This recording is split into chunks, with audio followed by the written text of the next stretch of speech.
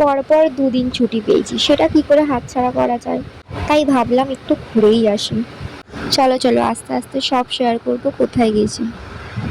ভোরবেলায় ওয়েদারটা না ভীষণ ভালো ছিল। এখানে গেছিলাম শিয়ালদার ট্রেনে, নেমে খেয়েছিলাম কফি, প্রচণ্ড ঘুম পাচ্ছিল। দুদিন ছুটি পেয়ে যেন পুরো ওয়েস্ট বেঙ্গলের মানুষই ঘুরতে বেরিয়ে গেছে, এতটা পরিমাণে ভিড় ছিল। আর ওয়েদারটা আস্তে আস্তে আরও ভালো হয়ে যাচ্ছিল। আর এই নামখানা লোকালে এত বেশি ভিড় হয় কি বলবো। 3.5 ঘন্টার জার্নি করে ফাইনালি আমরা নেমে গেছি। চলো এবার হোটেলের দিকে যাওয়া যাক।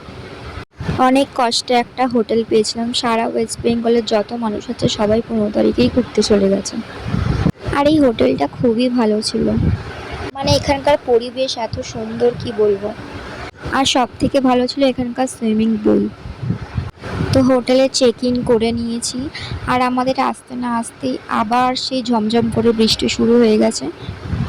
বৃষ্টিতেও অনেকজন পুলে মজা করছিল যদিও বা, তাই ভাবলাম আমরাও রেডি হয়ে বেরিয়ে পড়ি পুলে যাওয়ার জন্যে। আমাদের রেডি হতে হতে বৃষ্টিও কমে গেছিলো।